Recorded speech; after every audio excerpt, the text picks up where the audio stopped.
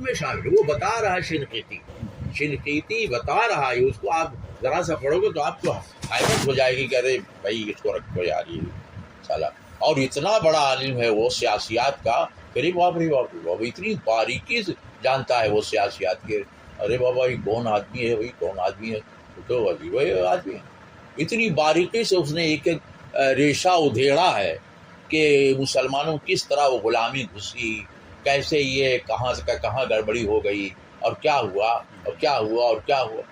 ارے میں نے کہا یار, یعنی پورے قوم کا جو سیاسی اور اخلاقی زوال, سیاسی زوال اخلاقی دو ملا ہوا. سیاسی زوال ہوگا اخلاقی زوال ہوگا, اخلاقی زوال ہوگا سیاسی زوال, یعنی یہ بندھا ہوا ہے ایک دوسرے سے. سیاسی زوال اخلاقی زوال, اخلاقی زوال سیاسی. اخلاقی زوال مانے دینی زوال, اس لیے کہ دین کا جو عملی پہلو ہے اس کو اخلاق بولتے ہیں. اب باقی عقیدہ ہے, آپ کا عبادت ہے, عقیدہ ہے. اور جب آپ پبلک میں آتے ہیں اور سوشل ورک کرتے ہیں, یہ اخلاق ہے. ٹھیک ہے, جب ڈکٹیٹر آیا تو اوپر سے نیچے تک کے اخلاق بدل گئے. اوپر والا جب وہ اس نے ڈکٹیٹرشپ کیا تو اس کے سارے افسر یہی آگے گئے جو اپنے نیچے والوں کے پاس, تو ان کے خدا بن گئے. پھر وہ جن کو جو بندے ہیں وہ کہیں اور کے خدا تھے, انہوں نے اس کو دبایا. وہ جب آگے گیا تو اس نے ان کو دبایا. اس کو مولانا مودودی نے ایک خط کے جواب میں رامپور کے ایک صاحب کو لکھا. وہ صاحب ملے تھے, ہم اور رفیق ان کے یہاں کھانا کھائے تو ان کا دسترخوان دیکھ کے ہم لوگوں کی حالت خراب, جب کہ سب کچھ اجڑ چکا تھا, ساری نوابی امیری سب ختم ہو گئی تھی. ایک بڑی حویلی میں جھاڑ جھنکارے بیٹھے. انہوں نے ہم دونوں سے کہا کہ رات کا کھانا ہمارے, سب لوگ گئے بھائی, تو بھائی چلو دہی دال روٹی.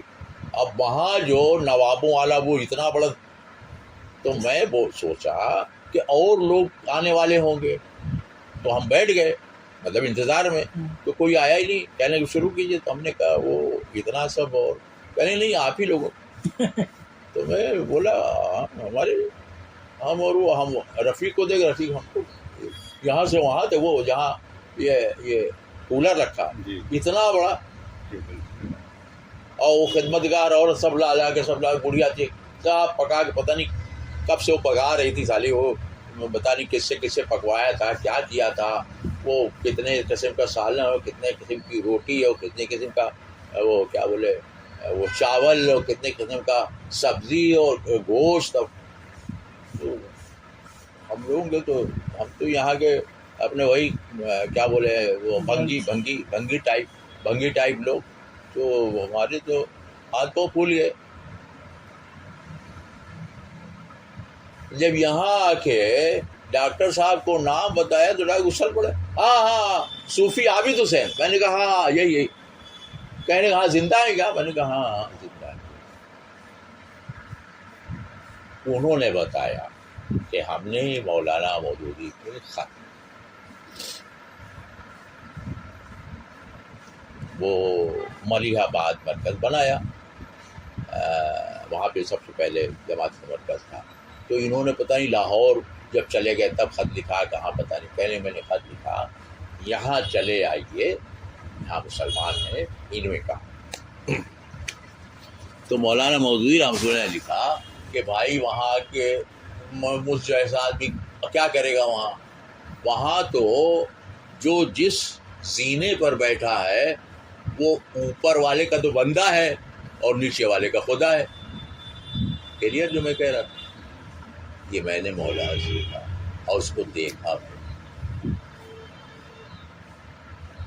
یہی ڈکٹیٹرشپ کا مزاج ہے, یہ جمہوریت کا شورا کا مزاج نہیں ہوتا. شورا کا مزاج وہ ہوتا ہے جو کبھی کبھی پارلیمنٹ میں جوتم پیزار ہوتی ہے. جیا سے دھنکڑ جی نے جب جیا کیا کہتے ہیں وہ جیا بچن کے بجائے جیا اور وہ اس کا نام امیتابھ بچن کہا, اور پھر آپ تو بڑی شہرت والی ہیں، آپ تو عزت والی ہیں، آپ تو جو.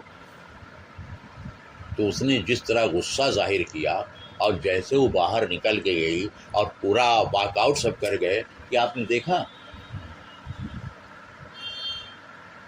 کہ اس کو جمہوریت کہتے.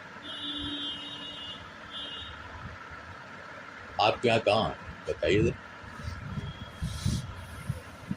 آپ لوگ خود بولتے ہو کہ اگر ہم یہ بات بولیں تو ابھی ہم کو کنارے کر دیں گے، ابھی یہ بولنے لگے، ابھی وہ بولنے لگے. یہ کیا ہو؟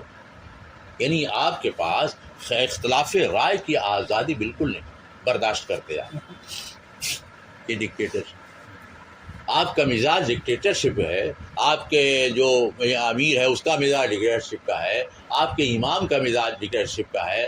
آپ کے جہاں مدرسے بچے کو پڑھاتے ہیں، فلاح میں پڑھاتے ہیں، فلاحیوں کو گھسیڑنے کے لیے کس نے کہا تھا معلوم ہے آپ؟ 10 سال 15 سال پہلے یہ بات میں نے سنی تھی اور ولی اللہ سعیدی نے کہا. اور مجھ کو آ کے وہ جو اس کیا نام ہے جو آپ کا دفتر ہے کہاں ہے، وہ مولوی گنج میں، وہاں ایس آئی او کا سیکریٹری جو تھا وہ آفتاب احمد تھا، جو ہمارے محمود آباد کا رہنے والا تھا. اس نے آ کے مجھ سے بتایا کہ مولانا کہہ رہے تھے کہ بھائی ادھر ادھر کے آدمی کو ذمہ داری دینا نہیں چاہیے، صرف فلاحیوں کو لانا چاہیے اور فلاحیوں کو اس میں ذمہ داریاں دینی چاہیے. یہ میں 15 سال پہلے کی بات بتا رہا ہوں.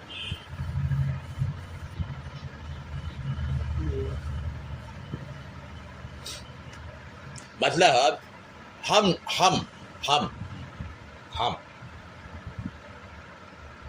ٹھیک ہے، ہم کیا، میں کیا، خاص لوگ، میں کیا. تو یہ ایرانی مزاج تھا، عرب مزاج نہیں ہے. عرب مزاج شروع سے ہی وہ خالی قبیلہ جو ان کا سردار ہوتا تھا اس کا کہنا مانتے تھے، اختلاف بھی کرتے تھے لیکن اس کو خدا نہیں مانتے تھے. جیسے ہم خاندان کے کسی بڑے بزرگ کو بھائی اس کا خیال رکھتے ہیں، اس کا وہ رکھتے ہیں، اس کے احترام کرتے ہیں، عزت کرتے ہیں، لیکن وہ خدا نہیں مانتے. عرب کا مزاجن، اور مجھے ایسا لگتا ہے کہ جو بھی ریگستانی قومیں ان کے مزاج میں برابری کے عناصر زیادہ ہوتے ہیں، اور جو شہری قومیں ہوتی ہیں، شہر میں بسنے والی، پیدا ہونے والے، اس میں ڈکٹیٹرانہ مزاج زیادہ ہوتا ہے.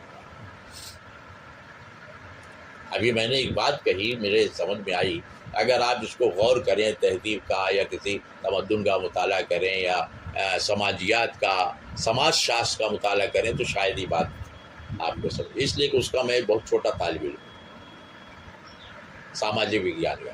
کل میں کس کے ساتھ آ رہا تھا، ان کے ساتھ میں نے کہا دیکھو ولبھ پنت سنستھان میں نیچے کیا لکھا ہے، ساماجک وگیان سینٹر ہے، ساماجک وگیان کی سنستھان. ایسا ہندوستان میں 4 5 10 جگہ ہے، زیادہ نہیں. یہ سینٹرل گورنمنٹ کا ہے. تو کہنے لگے وہ کہ میرے ایک دوست آ کے اس میں پی ایچ ڈی کر رہے تھے، انہوں نے بتایا کہ کبھی آؤ تو میں یہاں کی لائبریری تم کو دکھاؤں کیسے ریسرچ کیا جاتا ہے، وہ دکھاؤں گا تم کو. ساماجک وگیان تو میں اس کا مجھے دلچسپی رہی ہے شروع سے، قوموں کے اپ ڈاؤن کا یا تاریخ کا، سماج کا، اس سب کا گہرا تعلق ہے. ٹھیک ہے، تو میں شروع سے اس لیے میں یہ باتیں بتا رہا ہوں. اس پر بہت بڑے بڑے اتہاسکاروں کی یا سماج شاستر کی کتابیں اردو میں جو کم ملیں گی، شروع میں اردو میں تھوڑا لکھی گئی ہیں لیکن اب نہیں لکھی جا رہی ہیں. اب جتنی کتابیں ہیں ہندی میں لکھی، اب وہ انگریزی میں لکھی جا رہی ہیں، پھر اس کا ہندی میں انواد و ترجمہ ہوگا. بات سمجھ گیا نا؟ تو یہ سماجیات کا وشے ہے. آپ ایران کی طرف سے آنے والی جتنی چیزیں ہیں اس میں ڈکٹیٹرشپ، یعنی ان کا جو بڑا وہ ہے، وہ گویا خدا کا اوتار. اب وہ اثر، وہ آرینس ہیں، وہ نسل ہمارے ہندوستان کے آریوں کی نسل ایک، اور ایک شاخ ان کی یورپ کی طرف گئی جس میں ڈکٹیٹر وہ ہٹلر پیدا ہوا، ایڈولف ہٹلر جس میں پیدا ہوا وہ آریہ تھا. تو یہ آرینس ہے. اور ادھر جو ہے جو عرب ہیں اس میں ہمیشہ ایک برابری کا، ایک مار کاٹ کا، برابری کا تصور رہا.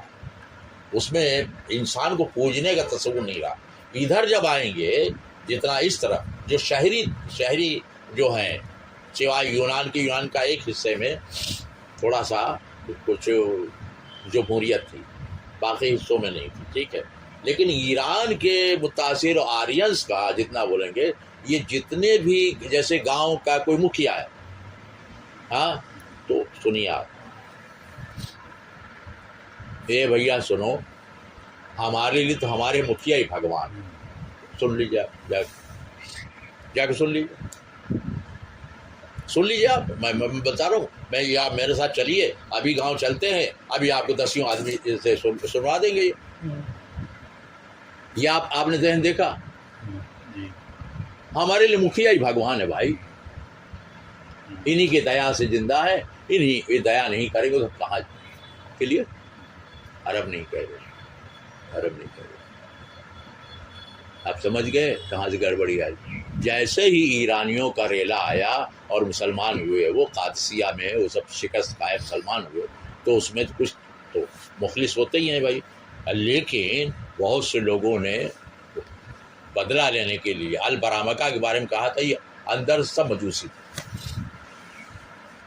البرامکا مانے پروہت، یہ ایرانیوں کے پروہت.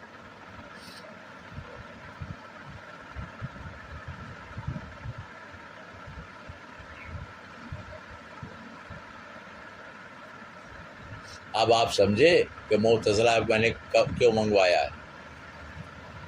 ابھی مروان والی کتاب رہ گئی ہے، 5 کے بعد 6 لیتا تو 7ویں لینا پڑتا. کیوں؟ 8 نمبر، ہاں 8 نمبر آپ لیتے ہیں. اس لیے میں نے 2 کتابیں چھوڑ دی. میرے پاس پیسے اس وقت نہیں تھے، ان کے بھی چڑھے ہوئے ہیں پہلے ہی کے، تو اس لیے میں ڈر کے مارے میں نے چھوڑ دیا. 2 کتابیں رہ گئی. میں نے اس لیے کہا کہ آپ کو آئندہ دھیان رکھیں. اس میں کی 2 کتابیں، ایک تو وہ ابن عربی والی کتاب ہے